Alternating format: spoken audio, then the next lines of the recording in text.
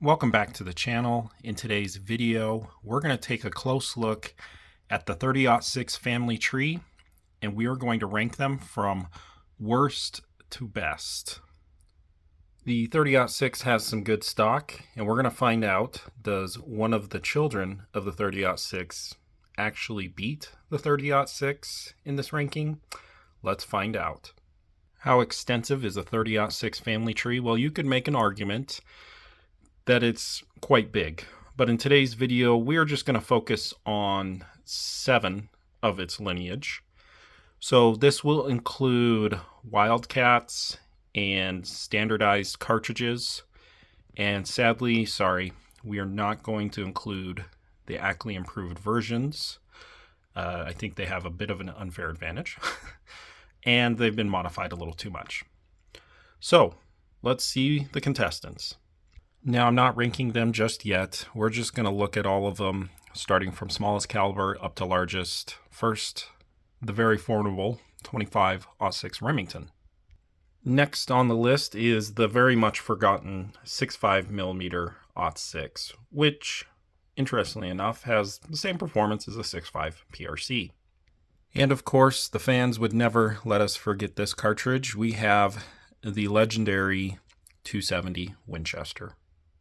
Up next, despite Remington's failures at marketing this cartridge, we still have the 280 Remington, the granddaddy of them all, 30-06 Springfield.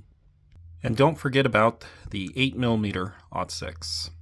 We also have the cult following 338 .6. Last and certainly not least, we have the 35 Whelen. Coming in at last placed in the 8th spot, unironically, is the 8mm .6. So why is it last place? Well, for a couple reasons. Number one, I feel like this comes the closest to 30-06 performance, and so it's kind of not really needed.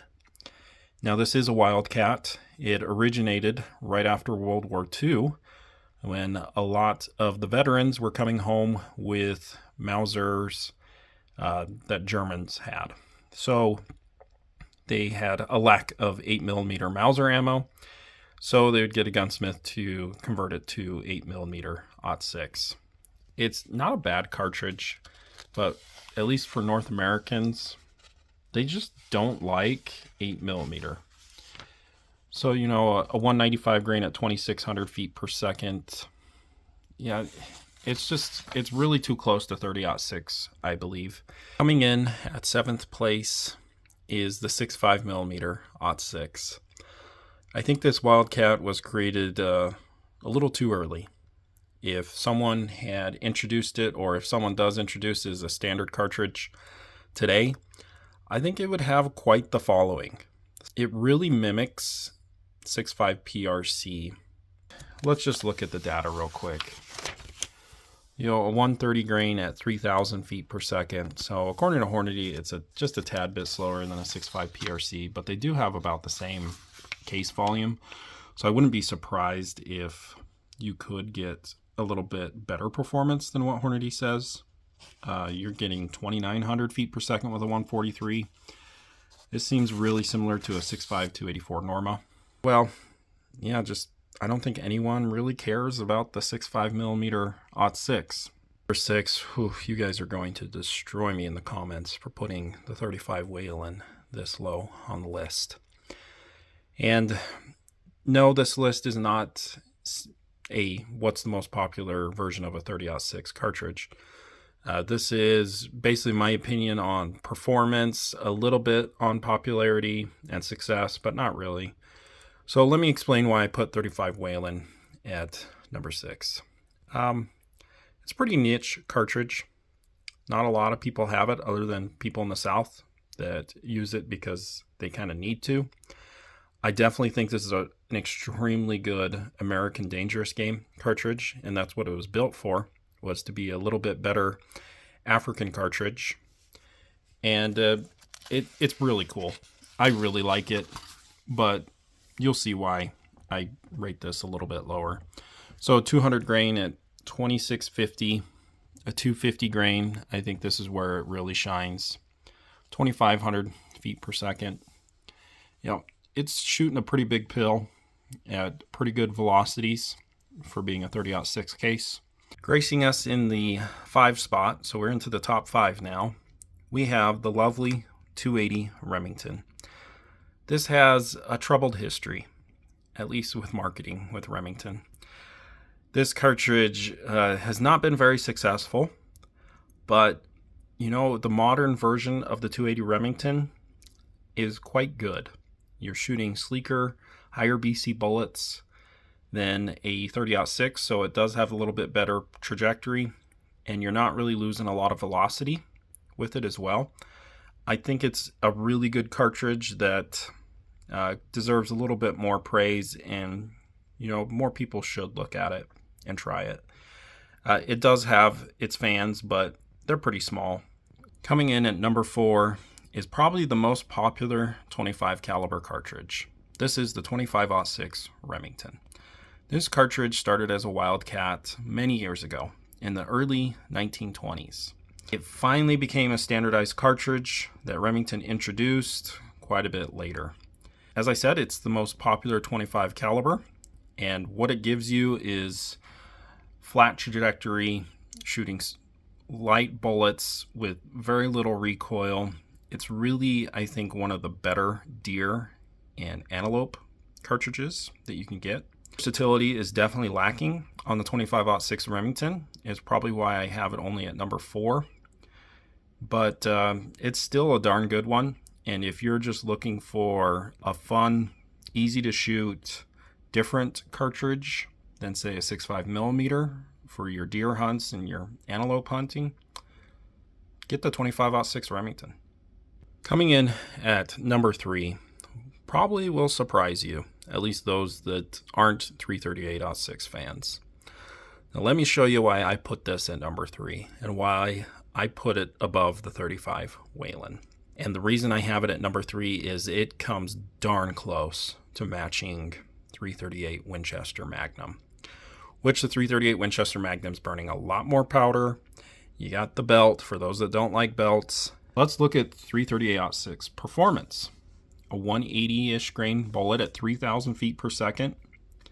That's really good. Remember, a 30-06 will shoot a 180 grain around 2,800. A 200 grain at 2,900. The 35 Whelen was shooting a 200 grain around 2,650. Maybe the Hornady data was a little off, and you probably could get more. That would make more sense. But it seems like the 30-06 case is tailor-made for the 338 caliber, in my opinion. It's probably one of the better versions of the 30-06. A 225 grain at 27. Remember, the 338 Win Mag is going to shoot at 225 at 28. You're really not losing much by going down to a 338-06. And a 250 grain at 2600. This guy's a really good performer, even if it's a little dead. Coming in at number 2 is the legendary 270 Winchester. Now, I know what you guys are going to say. Technically, the 270 is a 30-03 neck down to 277. Yeah, I don't really care. I consider it underneath the 30-06, so whatever. The 270 is very good, but it's also extremely overrated. There's a reason I put it as the number 1 FUD cartridge. There are rabid 270 fans that definitely overhype it, but let's take a look at its performance and why I put it at number 2. All right, looking at the Hornady manual, Hornady believes it's a neck down 30-06, just for the record. The reason I think the 280 Remington failed is because of this guy, the 270 Winchester. The 280 Remington, while it is a flatter trajectory version of a 30-06, well, the 270 just, you could argue, is a better version of that. So the advantages you get with the 270 is you're shooting lighter bullets that give you flatter trajectory, and it's going to have a higher BC in 130 grain in 270 than it does, obviously, in 30-06 and 30 caliber. And you're getting very good velocities.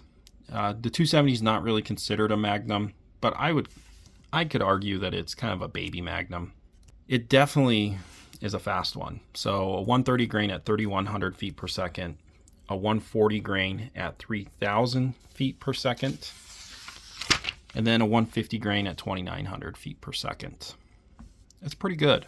Of lately, Browning and Fierce and a few others are starting to update the 270 Winchester with a fast twist, so it's even more versatile.